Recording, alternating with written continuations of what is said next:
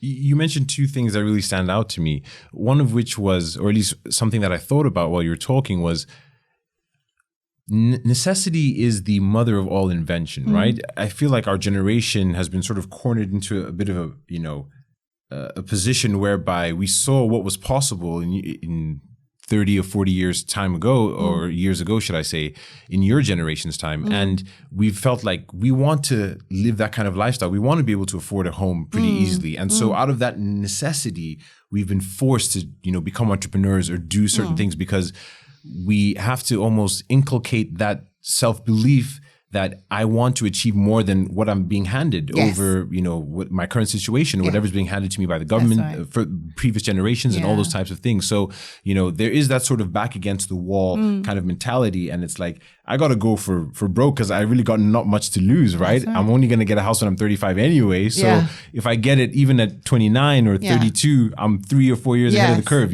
So that's one thing that stands out to me. And the second one was about risk, right? That risk aversion versus, propensity to actually take on risk. It's a very interesting dynamic, because obviously there's a risk reward dynamic that most people need to think about, right? You don't take any risks, there's no reward, and vice versa. I was hoping to get your thoughts on the myth that there's such a thing as sort of risk-free pathways to wealth. You know what I mean? Some people think, I just put it into a passive fund or whatever it is, or there is a way to achieve what I want to achieve without taking on risk. How do we sort of bust that myth and let people, actually understand, look, there's a lot of risk involved if you want to become wealthy, or if you really want to make that big leap, because, nothing comes easy. How do you, you alluded to it actually a bit, which was in terms of self-belief in yourself, right? But that whole notion of risk, how do you get someone to be able to even calibrate, what risk is, what it's not to be too cautious, but not to be overly, invested in it? How do you help someone develop that skill set?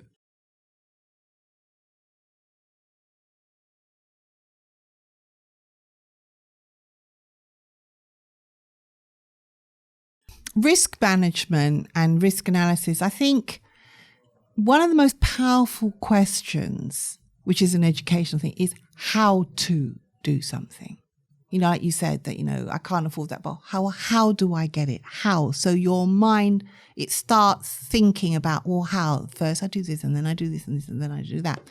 With risks, one of my key business partner, he's very... He takes a lot of opportunity, but at the same time, he doesn't shy away from looking at the risks. Because people think once you put down all the barriers, all the things that can go wrong, that's it. And that stops you. But no, you put them down so that you mitigate them. And that's the skill. You identify all the things that go wrong. So if that happens, then what are you going to do?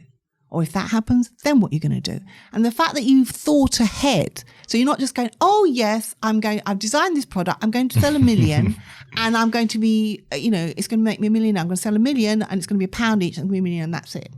No, you've got to have that kind of, obviously that drive and passion that you think, but at the same time, someone who is planning to be wealthy, they are also looking about risks and which risks they're willing to take and which risks they're not willing to take.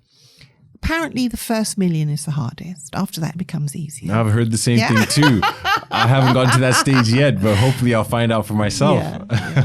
But, I think it's about, as I said, it's not about, there are risks, but they can be mitigated. Some of them, you don't even need to go there. If you see it's such a red flag, then that is madness. Yeah.